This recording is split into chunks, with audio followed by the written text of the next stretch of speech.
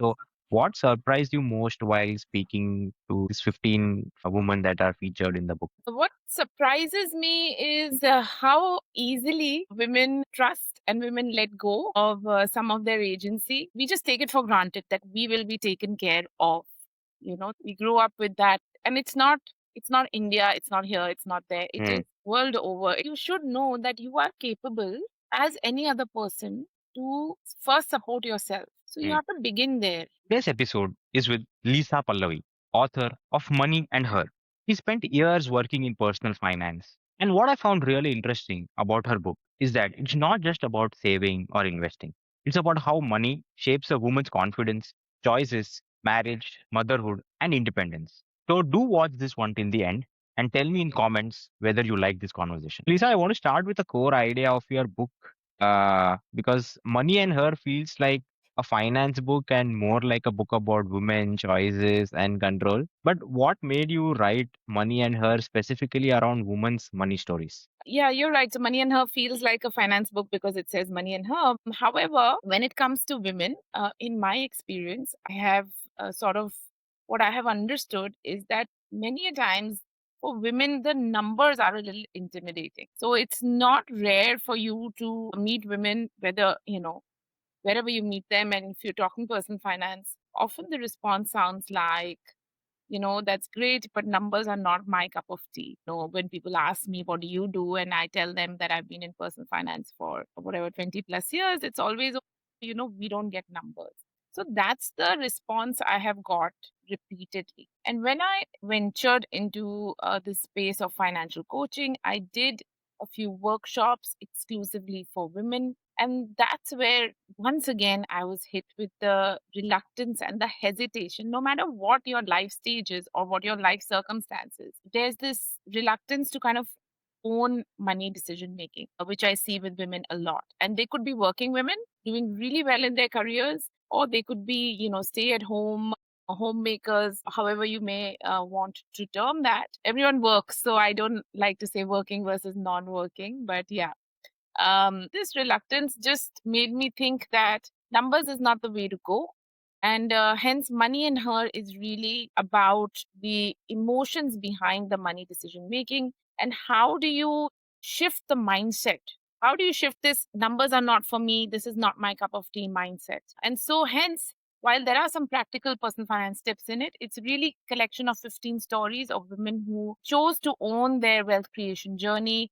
They may be pushed to a corner, or maybe it was how their journey began across different life circumstances and different life stages. Just to say that if she can do it, you don't really have an excuse not to own this yourself. Yeah, I think really well put, right? So, was there like one moment when you were doing all these workshops and conversations on women's story where you thought, okay, this is actually much bigger than financial literacy, right? It has to be about stories. I don't think there was one moment. I think after I trained to be a financial coach, which was sometime in 2021, towards the end of 2021, by then I had already spent nearly, 18, 19 years in personal finance. And I had seen a whole spectrum of um, behavior. Never really put it into words in a sense, as I have now in the book.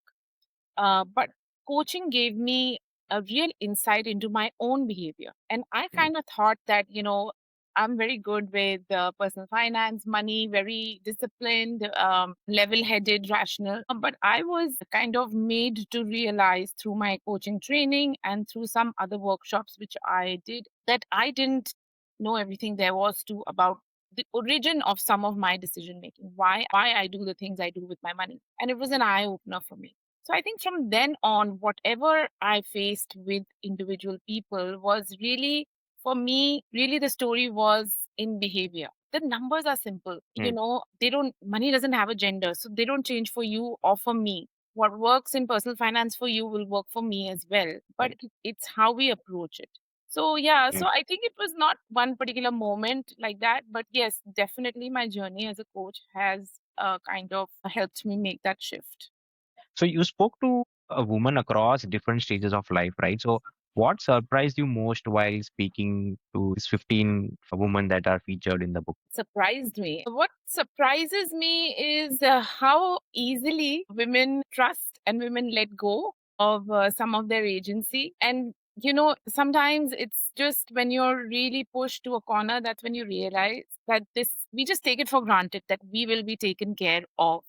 That's Mm, just something that women are, maybe we grew up with that. And it's not India, it's not here, it's not there. It mm, is world over. It is for centuries that this design has been there in society. But that's one part of it. And the second part is trust, right? How easily we trust and how harshly it gets broken. That harshness of what life can bring to your table without your expecting it always surprises me when I hear the next story and the next story, which is not in the book or whatever. It always surprises me how bad the circumstances can get simply because you chose to let go and to trust. mm. Having said that, the positive or the pleasant surprise was that all these women and any other women who are in the book, not any other successful women, the book is about ordinary women, our neighbors, our sisters. But there are so many successful women we see across, and I'm not just talking about their money agency or their financial agency, but it requires help. And these women who are owning their financial agency, they are not doing it alone. So their ability to understand that yes, I need to ask for help, or their realization at some stage in life that I need to ask for help, that I can't do everything on my own.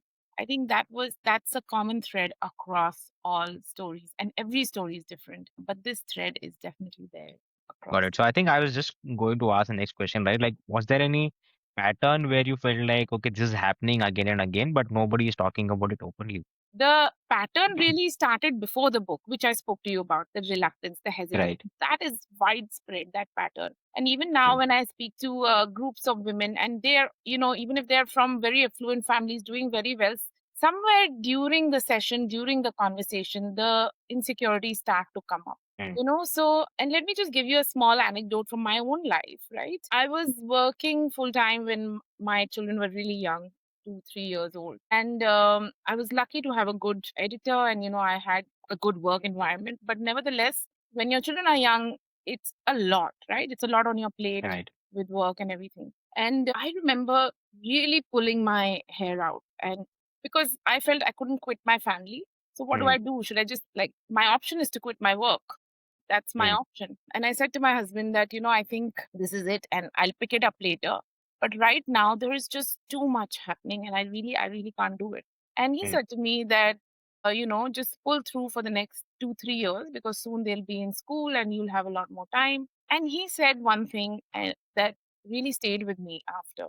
And he said, look, I can't read your mind. You need me to show up, you tell me. When you need me, you tell me, and I will show up. But you have taken on the responsibility of the house. And again, these are things we do by choice, right? Nothing wrong with making a different choice, but this was my choice. I wanted to be present for my children. I wanted to work and be present for my work, but there is a time constraint. Left up to my husband, he would have outsourced half the things. But that's not what I wanted. And hence, he said, you want to do this? This is great. Do it. Ask for help. Don't mm. expect me to just read your mind that you are struggling in this moment. Just ask. So I think, and it didn't happen immediately. It's taken me years to get the comfort that I can ask him for any kind of help. So it's hard. It's hard for a lot of us to reach out and ask for help. And I think these women are doing it, and that's great. If you're finding this useful and you want to learn how real people actually build financial freedom, I share conversations like this every week. So please hit subscribe. It really helps me bring more guests like this. Yeah, I think coming to this relationship, right? Like, how do you think couples should talk about money without making it feel like mistrust or conflict, right? Because sometimes if one partner asks too many like financial questions, the other partner may feel like, oh, don't you trust me with these things that I'm already doing for so many years, right? So what is your take on that? Yeah, and that happens. That's a reality. It's a tough one, honestly. It was really some of my good friends, they read Money and Her, and they felt inspired, empowered, went to their husbands, asked them these questions that you're talking about. Mm, And literally they had a fight. And in some households it's called the kids call it Lisa Auntie fight. But the thing is, you're right. You can't now, after so many years, pick up and mm, go, but it's more complicated than that because what happens?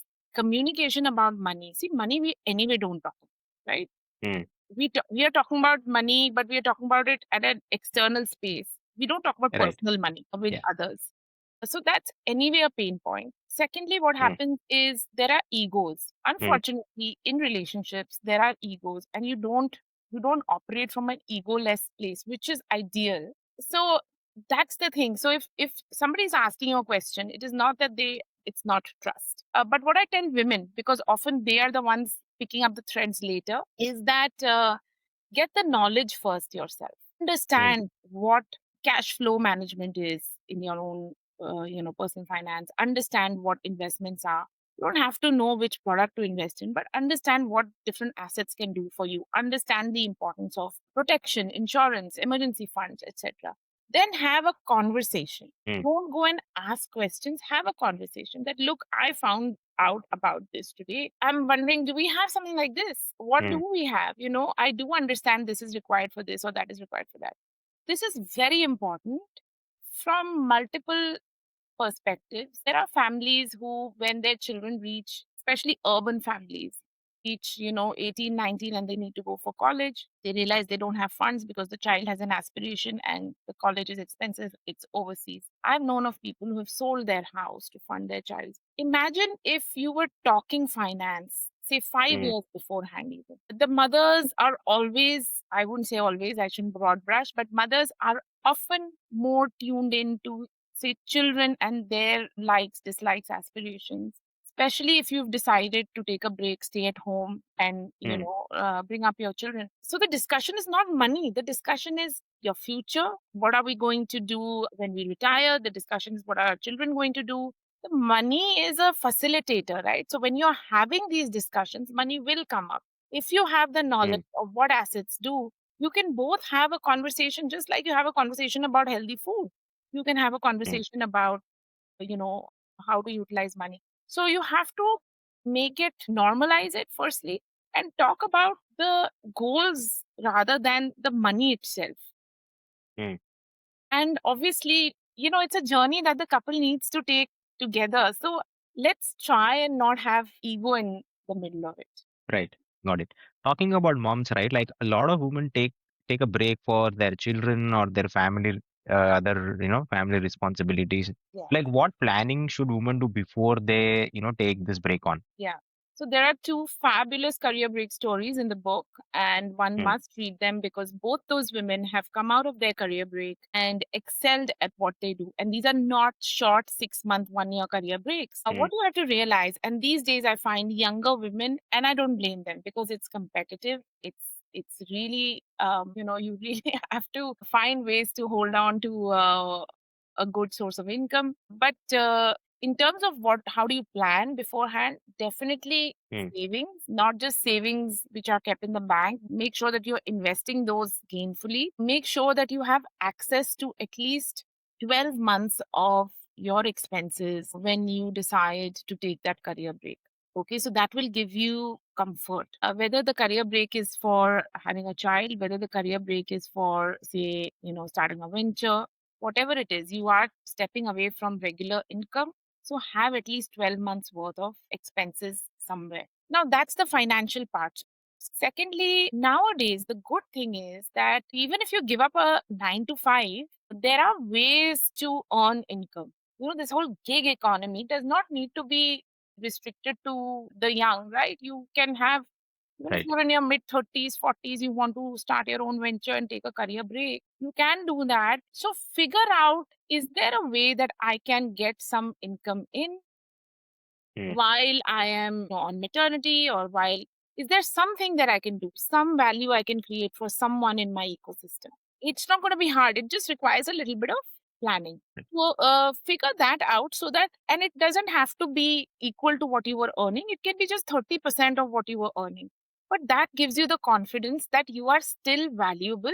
Somebody Mm. is valuing your service. Somebody is willing to pay for what you do. So it makes you Mm. feel confident. Then keep upskilling. If you're taking a maternity break, the best thing to do is upskill. Don't be out of Right. touch. There are so many ways to build your skill set nowadays, especially. So don't do that. Don't just, if your intention is to get back into the workforce, And mm, last thing I'll say is that don't count the months. mm. Don't put a hard line saying, 6 months, that's it, I'm back at work, especially for maternity, because it can be very challenging. Give yourself entirely to raising your young children, because it's important as a parent. The child has nobody else. The child only has a parent to rely on. So give your child and give yourself that time. Don't make yourself redundant in that time. There are many ways to keep up. Keep up your skill set. Have at least one source of alternate income and have those 12 months of savings. It'll give you a comfortable place. Don't try to do everything. But if you're doing, 60, 70%, you're okay. In your book, there is this beautiful story about couple who are both earning really well, and then they have a kid, and then the guy decides that I'll be taking a break to care for the kid. That's just a beautiful story, which I think a lot of men or male people out there should listen to or read, and then just take something out of it. I love that story. But what I like even more, in the book, there is a section, there are actually various things. But one of the things is that I've tried to incorporate some male perspective. So I've spoken to some of the Mm, husbands and I've asked them some direct questions and they have responded. And I have published those mm, responses as is. I have not edited it in any way. So this mm, gentleman who you're talking about, this couple, I did send him those questions because I wanted his perspective. For mm, anyone to decide to take a break, even for women to decide to take a break to spend time with the family, is not going to be easy. And his responses, I think that is something that men need to read. mm, What he has said about the comfort versus the discomfort, the benefit versus what he lost out. And remember, he was not somebody who was in just some random career. He was right. a military officer, and he was, when he chose to step back, he was a commander of a ship. He had many people reporting into him. He was in a leadership position. He was due for his promotion. But the key was, in their case, that they didn't make this decision casually. They sat, they spoke, they did the numbers. Of course, the advantage for him was that he does get a pension even if he Mm, hangs up his boots. They decided what their priority is, which was their mm, child. Then they looked at what else they had, each of their careers, what mm, were the benefits of each of the careers, what benefits they wanted, what would they lose out, what would they not lose out. This was long discussions, and they didn't do it frivolously, casually. He knows what he gave up. Does it mean that it's always going to be rosy for them? No, they do have, I think I mentioned in the story also, that they do have fights there. It's not emotions take over, but mm. the decision was made with full awareness, and it was a choice that each of them made. Yeah, I think communication is the key, right? Like from all your stories, the one theme that kind of constantly brings out is communication, right? Okay, so I want to talk about a little bit more difficult situations that women go through in their life, right? Like, so what should be the first few steps of a woman who is starting over after a divorce or a widowhood or a major life crisis that they have? Yeah, death, divorce, medical crisis, these are all big things. Mm, Look, if you have never taken the step of owning your financial agency till date, it's not going to be easy, because your first instinct is going to be to ask, whoever you are dependent on to right. kind of support you. And I have known cases where it has not come through. That support has been asked for and it has been refused. Just remember, I mean, there is no steps. I don't know how to say this, but you should know that you are capable as any other person to first support yourself. So you Mm, have to begin there. And there's going to be no easy way. You'll have to do the grind work. Being able to financially support yourself is not something that only some people have a right on. It's like brushing your teeth. It's mm, basic.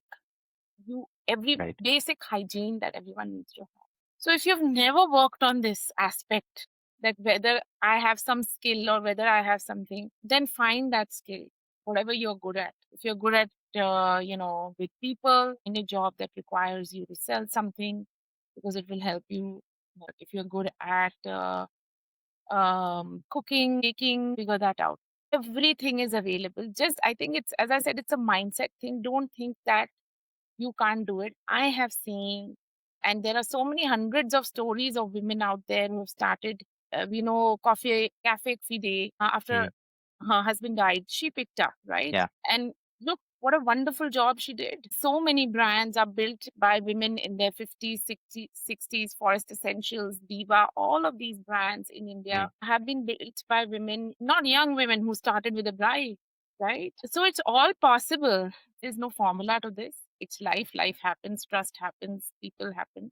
But believe in yourself more than anything else. I guess that the lesson is you have to do the grueling work at some point. Might as well do it at the start than doing it at the end.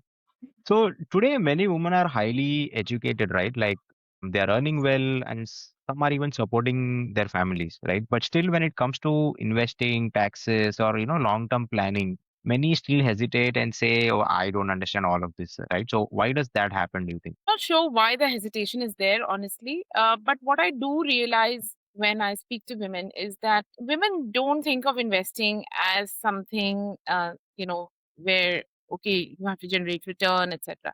For women, it's a lot more contextual. So you need context. Mm. So I'll tell you a story of this friend of mine who, when she had her child, so she sent me some documents around this policy, which was really you had to pay for about 10, 15 years a premium, and then you would get some income for, I think 15 years you pay, and then you get for 25 years or something like that. The IRR for this policy was 5%, 5.5%. So in India, long term inflation is more than that. So Yeah. I did say to her that it's a 40-year lock in. So once you buy this policy, if you surrender, you don't get anything. If you stick with it, it's 40 years of money, 15 plus 25, right? Mm. And I said, in 40 years, you can do a lot more with your money. So for her, the visibility of that money coming in, the assuredness of it, it's not guaranteed, but it's not even assured actually, but it is how the product is structured, and maybe the stability in the structure of the product was enough, even if it was not going to give a lot of return. And so when financial advisors go with return projections, it's not going to cut ice with women, because they're not, return is not their primary concern. So talk to them. Next 10 years, what do you want to do? What do you want to achieve? What are the goals? Unfortunately, advice begins at products and return. The way these products are sold as well, I think they just give you a false sense of security.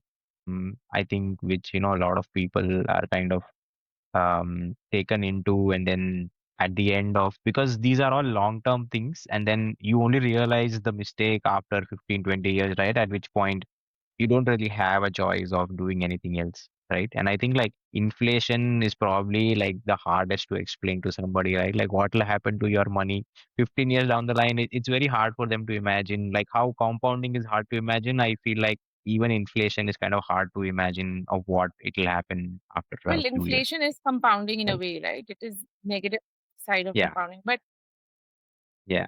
this is happening now. So again, this is a narrative which is very recent, where parents of people our age who are retiring, and see, at that time there was also the security of pension, but some people didn't have that, so they invested their Mm. chunk of money in FDs, etc. There is a need to downgrade lifestyle for those in Mm. their late 60s who did not invest in market linked products, inflation beating products. They are, and this is real, happening now, because the inflation number is one thing. Lifestyle inflation is Mm. quite another thing. If you live even remotely Right. near a city, your expenses Mm. are entirely different from the small town you came from. This may be more an India Yeah. problem, I don't know, but here it is, because people have moved Mm. in the last 20, 30 years from smaller towns to bigger Mm. cities. And when you retire in a big city without the comfort of an income, without the comfort of a pension, it's going to pinch. Yeah, I don't know. As I said, we were talking earlier that for the younger generation, it's really important to just close your Mm. eyes, trust the process, and start investing small amounts. Utilize the 20, 35, 40-year runway that you have, just compounding, even if it's compounding at 7%. Because in India we talk about 12% kind of return from equities, but even if it's compounding at 6, 7%, it still, the 40-year Mm. runway is a big thing, and you're really safeguarding Yeah. your future. Right. So, Lisa, you talk to a lot of women entrepreneurs, right? Like, what are the common money mistakes you see in women entrepreneurs that they make? So the foremost thing is that they do not separate their personal finance from their business. A lot of women entrepreneurs start small. They start from their home, so everything is mixed and overlapped. The basic thing to do is to have separate bank accounts for the Mm, income you receive from your business. Separate the expenses. That's the more important thing. So business expenses go out only from the business income. The smartest thing to do is take a loan, even if you take it from your own family's finances. So your family has a pool of money. mm, Take a loan from that pool, put it in that bank account, which is your business account, and operate from that. Keep it clean right. because you're spending all of the money that's coming in household expenses. So that's another thing that a lot of Right. women do. You could be earning Mm, and you may be salaried even, or you have your own little venture and your husband is also earning. Women somehow, once they start earning, take it upon themselves to spend their income in household expenses, and they feel that a lot of times my own income is secondary to my husband, but that doesn't mean that I don't understand that dynamic, right? So you can't say that mm, just because you're the secondary earner and because that's how society also views, you don't need to earn, but since you are earning kind of thing, right. doesn't mean that you spend all your income in household Mm, expenses. The same rules of yeah. personal finance apply. You have to save, spend some needs, wants, invest your savings. The same rules apply. Okay. So let's play a Yeah. rapid fire game. I'll give you a statement. You can answer with either it's a myth or a truth or it depends. Okay. Three choices. So if your husband earns well, you don't need to worry about Myth. money. Okay. Every woman should have her own emergency fund. True. Okay. Joint accounts create transparency in marriage. It depends. Some partners feel, you need one account with a joint pool, maybe not joint accounts. A homemaker doesn't need financial planning. In complete myth. Okay. Gold is the safest investment for women. It depends on circumstances, I want to say. Gold is a great investment for Hmm. women. Depends on circumstances. Women are more risk averse investors than men. Myth, not true. Okay, got it. And the last one, every daughter should learn about money before marriage. Absolutely true. Okay. So thank you so much, Lisa, for coming on the podcast. I think this conversation is important because money is not just about becoming rich. It's about having options, dignity, and safety, right? And I really hope more women and honestly more men too read your book, Money and Her, and start having these conversations at home. So thanks again for Thank you, joining us. Mihir. Thank you so much, Lisa. If you found this conversation useful, you'll definitely enjoy the next one I've linked here. And if you want more real conversations like this, make sure you subscribe. I'm bringing one of these every week.